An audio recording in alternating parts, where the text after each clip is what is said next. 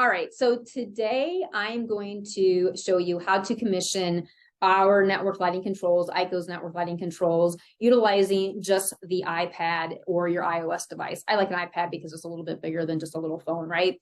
If you did any pre-planning utilizing the free Silver web, that's great. You can still watch this video, maybe just fast forward a little bit to where I'm actually adding devices, because you've already set up your project, you've already done your areas, you've already done your profiles. That's really kind of the nice thing about the pre-planning utilizing the web.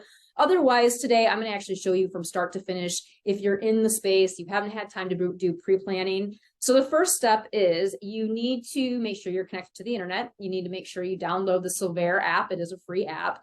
Once you have that downloaded, you are going to need to be connected to the internet during the commissioning process or when you want to make changes.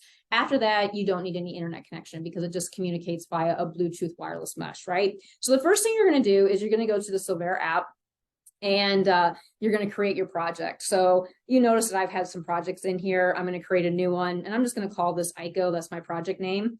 And I'm going to hit the create button. Once that happens, I'm going to actually click on my project and open it up, and it's going to say I don't have any areas. So now it's time to create an area. Now I usually say an area is like a first floor, a second floor, a third floor. It's usually what I go off of, but it really can be whatever you want.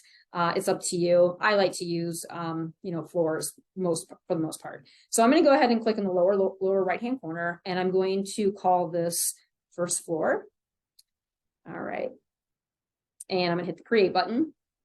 So I created my project, I've created my floor, and now it is time to create your zone. So this is going to be my zone. And in my zone, I have a vert fixture outfitted with an FC1 Z10 fixture controller. So that's just the fixture controller.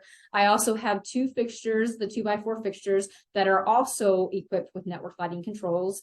And I have a square fixture as well that has a sensor that is also attached via the Z10 receptacle. This is the SENA-WZPA sensor. It's a PIR sensor. And I'm also going to be incorporating, which you don't need all of these things, but if you wanted to switch, you can also incorporate a switch. This happens to be the WS4, but you can use the WS1, 2, 3, or even the 5 if you wish. So in this particular case, I'm using the WS4. And again, you don't need all of these devices. It's usually good to have at least one sensor or a switch, typically, unless you're utilizing it just for scheduling. So in this case, that's my setup. So now it is time to create my zone. So my zone, I'm going to call this, let's just call it Office 1. All right. Kind of strange. I have a vert fixture in my office, huh? And then you're going to notice you're going to have different profiles to choose from. Now, these profiles, don't get so hung up on the names of them. Look at the fine print below. Like, for instance, it says conference room, vacancy sensing with daylight harvesting. So if I had a setup where I had vacancy sensing with a daylight harvesting sensor, then I would pick that one. If I just wanted vacancy sensing, I'd probably pick P3, which is the break room. Or if I just wanted occupancy sensing, that's it. That'd probably be warehouse. That would be number P9.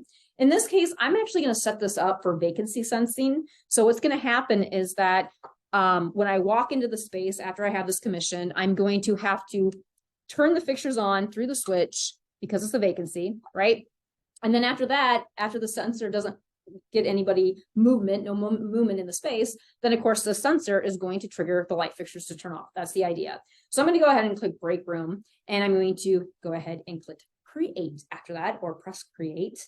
So I have my office. Now, if you did any pre-planning, you could have uploaded a cool PDF or a picture or something. I didn't do that, but you could if you wanted to through the pre-planning. At any rate, I now have Office 1, and you can see if you push on it and drag it, you can move it around. So I'm going to go ahead and click Office 1, and now it says the zone is empty. So I'm going to hit the plus button, and it is going to look for any of those devices that I just talked to you about, and it's going to see if there's any out there. Now, if they don't all show up, you can change the slider at the bottom to be a little bit more potent, I would say. It's going to have a better signal range.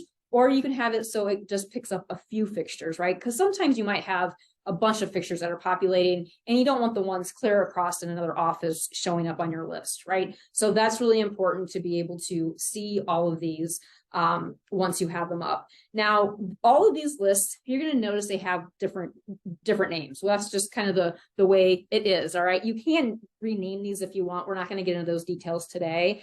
But once you click on one of them, they will blink at you. So you can see back in the back corner, that one's blinking, and I want to add it. Now, it does say, I want to just direct your attention below. It says add this device to another zone. If it didn't belong in this zone, you could do that, but in this case it does. So I'm just going to go ahead and hit add. And so now that one's being added. I'm going to go to the next one here, and you can see that's the vert fixture. That's the one I want to add as well. That's the one with the FC1 Z10. And then the next one that I'm going to choose, and again, it really doesn't matter what order you choose these in. I'm going to go ahead and click this one, and that one happens to be that fixture right there. I think that one just blinked at me. So hit add. It's hard when that one was still going off, right? And then there's another one. That one was that one. All right, got that. Okay. And then we've got this guy here, which is that one right there.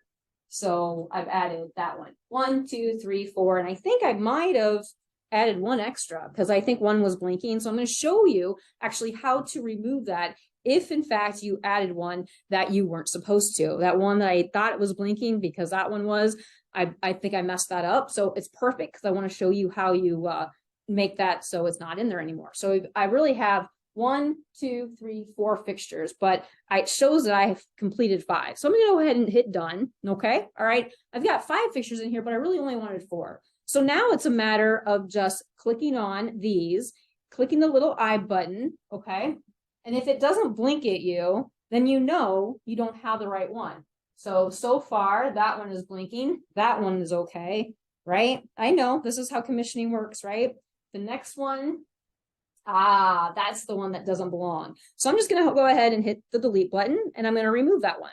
So now I have all 4 of my fixtures that belong in this space, in this zone as one. So now what I need to do is I need to add my NOcean to this specific zone. And you do that by clicking on usually the fixture that is going to be the closest to the switch. This switch has a communication range of about, I think it's 30 feet. You can look at the spec sheet to confirm that. So really you want this to be within 30 feet of the closest fixture, right? That's in that space. In this case, I'm within 30 feet of all of these, so it really doesn't matter which one I choose. So I'm just going to go ahead and pick one. And I'm going to come down here where it says NOcean, because it's an NOcean switch, right?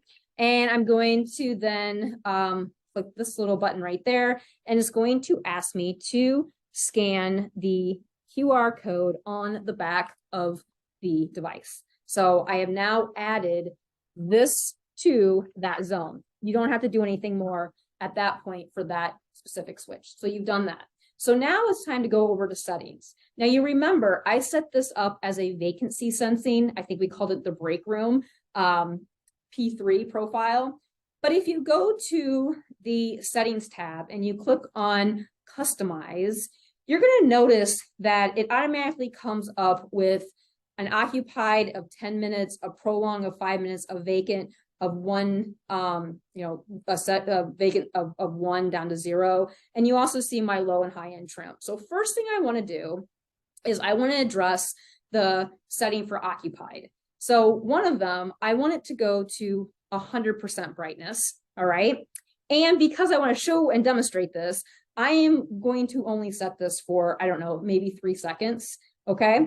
The prolong means that after somebody's walked in the space and they've been in there and they leave, after there's no motion in that space, what do you want the fixtures to do? So in this case, I'm going to say after another 2 seconds, I want it to go down to 50% brightness. And you know what? I really don't need a fade time. So I'm just going to hit that. I'm just going to put that to 0. And really up here too, I don't need a fade time. Okay. You can keep it on there if you want, but it's completely up to you. So after the occupant has left, you've got your occupied, your prolonged, now you have your vacant. So after another, timeout, it will go to your vacant of 0 light level, right? So it'll go down to that. Now the low and high end trim is basically saying, do you want to set your maximum brightness? So in this case, I am going to go ahead and set the maximum brightness to 100. But if you never wanted your fixtures to go above 80%, or if you never wanted them to ever shut off and go below, say, 20%, you can set that up here as well. So that you can set it so the fixtures will never, ever go out. And then the manual override is basically if you have a switch that you are also putting in the space and it has settings on there, the switch, once you hit it, once you hit the button on the switch, it will override that sensor for a period of time. In this case, I'm just going to go ahead and put it down to, again, a low number. We may not even demonstrate that. So, but I'll at least have it in there. All right. And then that's really all I need to do. I can hit apply to zone. So now all of my settings, my occupied, my prolonged, my vacant is all being programmed into each and every one of these fixtures. You can see this happens pretty quick. So far I'm on already completed number 3. We're working on number 4 real quick. So we'll give this just another couple seconds and there, it's all done. You'll notice that when the fixtures turn off, especially when you're dealing with vacancy, that you'll know that at that point, okay, everything is good to go. So let's go ahead and give this a whirl. All right, so you're done. You've done your commissioning, you're finished. So let's go ahead and give this a whirl. Now you notice the fixtures aren't turning on. The reason for that is because we have it set up as a vacancy sensing, right? So I'm gonna go ahead and hit the button on the switch. They're gonna turn on. I'm gonna walk away so that I don't trigger the sensor.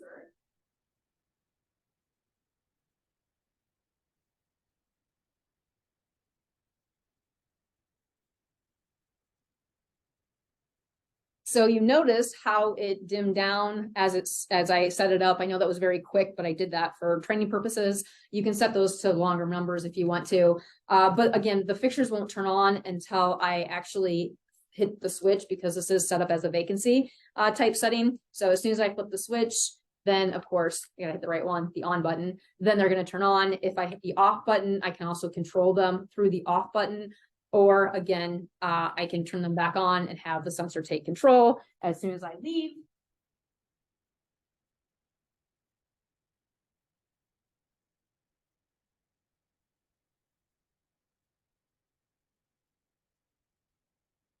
As you can see, they dim down. Now, the reason there was a little bit longer delay, because you remember we had that manual override set up for 2 seconds.